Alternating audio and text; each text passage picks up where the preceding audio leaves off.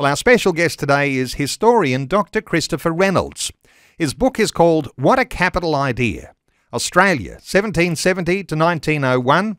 As a historian, Christopher was first listed in the International Who's Who Historical Society in 2006. He's published in politics, in business and education. He's been a school teacher, a university professor, business manager and political strategist. He was even awarded a commendation from former US President Ronald Reagan, having held White House appointments and worked for several US political campaigns. In Australia, Christopher Reynolds has held positions including the Executive Officer for the New South Wales Minister for Public Works and was Executive Director for the World Trade Centre in Sydney. Christopher, a special welcome back to 2020. Thank you very much. And so in our earlier conversation, you've said, Australia was never a penal colony. There were other motivations in sending out not only the soldiers, but the convicts were not necessarily treated as prisoners. That's right. There was a law that began, the Elizabethan Act, in 1695, and this had to do with felons and what to do with them.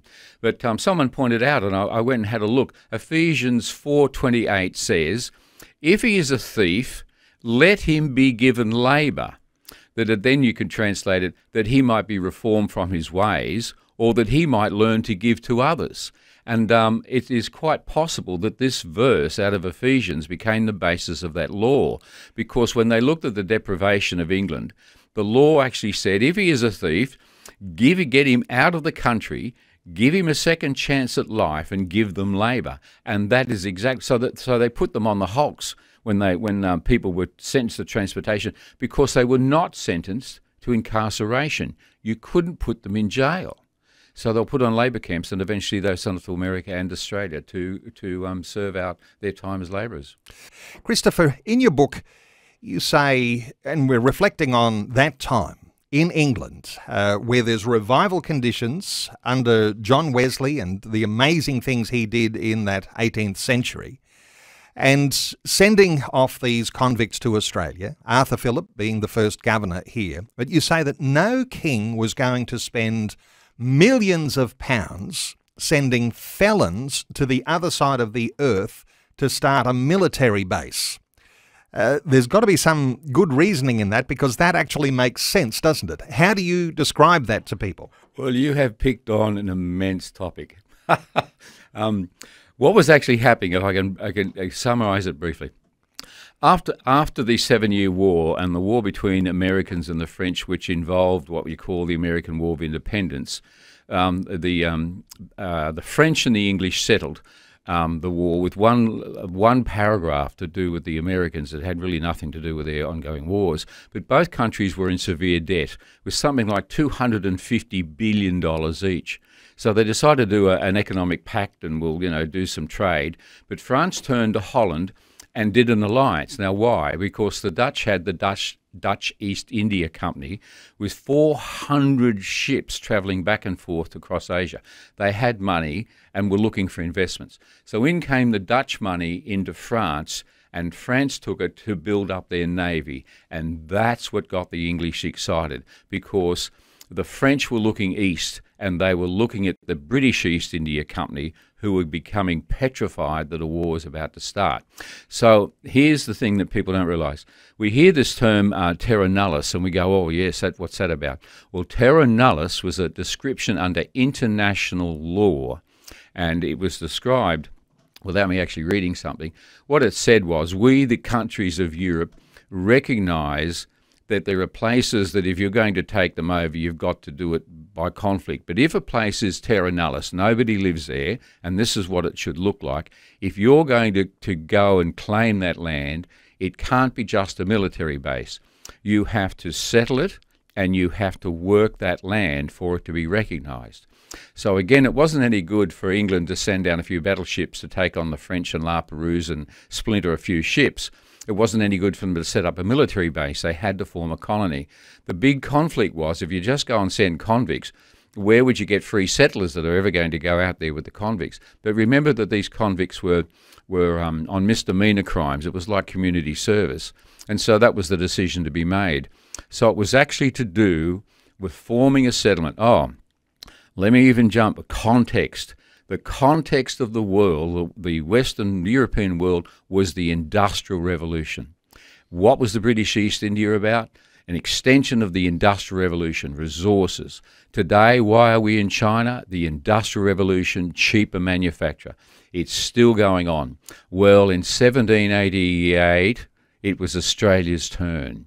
So the Industrial Revolution with this colony had arrived. The Industrial Revolution arrives on our shores in 1788. The French were sniffing around for a site for a future colony themselves. Mm-hmm.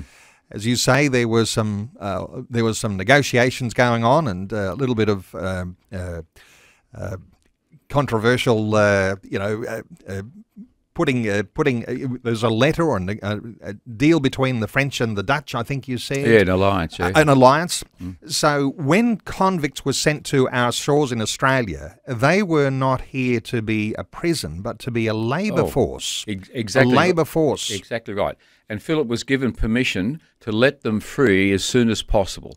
So even when these gentlemen sat around in Pitt's lounge room, which is where I got the idea, what a capital idea, they sat around and they thought, we could start a colony, we'll send them all out. And of course, well, don't give them any money. They can't steal it, any money. We'll give them some land. That seems to be the big problem. And food and they can take their families, and of course, they can work and let them have jobs. So if he's a butcher, let him open a butcher shop, And it was just went on, and I read this conversation, and of course, I could just hear somebody saying, "Oh, what a capital idea!" And I thought that's the title of the book. It was a capital idea for him to go off. And so by the time Arthur Phillip left, after just 4 years, 85% of the people, the felons that had come out with him were free. 85% within 5 years. They didn't serve 7 years or 14 years. He just said, well, go and do what you like. And it's not as though the British government didn't know that there were Aboriginal people here. And I wonder whether you've got any reflection from your own study here onto what sort of attitude the British were to have toward the Aboriginal people, because, start to put in words like invasion in there, and sometimes those can change the way we think about things. What are your thoughts here for care for Aborigines? Now, remember the number of people who've been here. Let's say 50 explorers, and the work of William Dampier and Cook were all published and read and known. So when they talked about the people being primitive, it was another word to put it was uncivilized in terms of their own category of civilization. So if you're going to invade a country, let's say you're the Roman Empire, you just walk in and sort of slaughter everyone that gave you any trouble. And maybe in the Second World War, the Japanese forces would have done the same, of course. But when the English came, it was a totally different Christian attitude. Let me read something from this Letters Patent, which is the foundation document for our political and social system.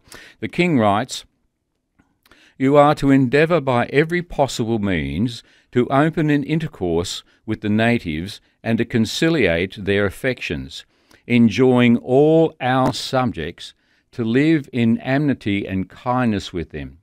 And if any one of our subjects shall wantonly destroy them or give them any unnecessary interruption in the exercise of their several occupations, it is our will and pleasure that you do cause such offenders to be brought to punishment according to the degree of the offence.